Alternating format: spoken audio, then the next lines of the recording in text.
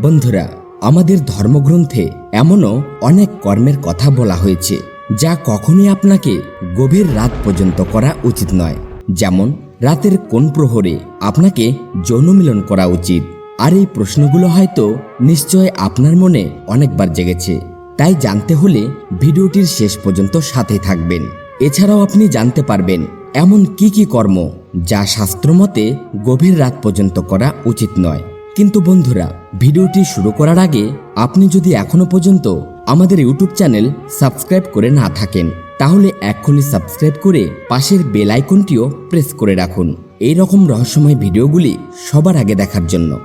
বন্ধুরা, যদিও শাস্ত্রে যৌন মিলনের অনেক নিয়মের কথা বলা হয়েছে, কিন্তু ভগবান শ্রীকৃষ্ণ রাতের এমন এক প্রহরের কথা বলেছেন যা মেনে চলে সহবাস করলে সেই ব্যক্তিটি কখনোই দারিদ্র হয় না।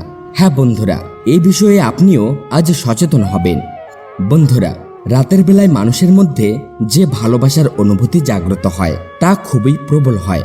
আর রাতের যে কোনো সময়ে সহবাস করলে তা বেশ আনন্দদায়ক হয়। কিন্তু ভগবান শ্রীকৃষ্ণের মতে রাত 12টা থেকে 3টা পর্যন্ত সময়কে সবচেয়ে উপযুক্ত সময় বলেছেন। আর এই সেই প্রহর যে সময়ের মধ্যে সহবাস করলে আপনার জন্য খুবই উপকারী হতে পারে। আর এই সময়ে সম্পর্ক গড়ে তোলা ব্যক্তিদের কখনোই অর্থের অভাব হয় না। কিন্তু এর পরবর্তী সময়ে প্রেম সম্পর্ক গড়ে তোলা ব্যক্তিরা ক্ষতির সম্মুখীন হতে পারেন। কারণ শাস্ত্রে রাত 3টার পরবর্তী সময়কে ব্রহ্ম মুহূর্ত বলে ধরা হয়েছে। তাই এই সময়টি ভগবানের পূজা অর্চনা, প্রার্থনা আর আরতির জন্য হয়ে থাকে, প্রেম সম্পর্ক গড়ে তোলার জন্য নয়। সাথে বন্ধুরা, ভগবান শ্রীকৃষ্ণের বক্তব্য ছাড়াও আমাদের ধর্মগ্রন্থেও এ ধরনের কাজের কথা বলা হয়েছে, যা গভীর রাতে করলে শুভ ঘটনাও অশুভতে পরিণত হয়ে যায়।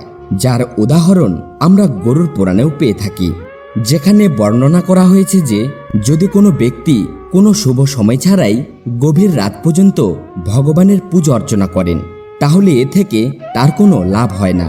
কারণ তার এই পূজা ভগবান নয়, বরং ভূত প্রেতরা পেয়ে থাকে। কারণ রাত 12টার পর থেকে অশুভ শক্তির উৎপত্তি হয়। তাই কখনোই আপনাকে এই সময়ে পূজা অর্চনা করা উচিত নয়। বন্ধুরা, আমাদের এই ভিডিওটির শেষ কথা হলো যে আমাদের ধর্মগ্রন্থেও তা উল্লেখ রয়েছে, আপনাকে কখনোই এঁঠো থালা বাসন রান্নাঘরে ফেলে রাখা উচিত নয়। কারণ এই এঁঠো পাত্রগুলিও আপনাকে অভিশাপ দেয়, যার ফলে দেবী লক্ষ্মী কখনোই আপনার বাড়িতে আসেন না।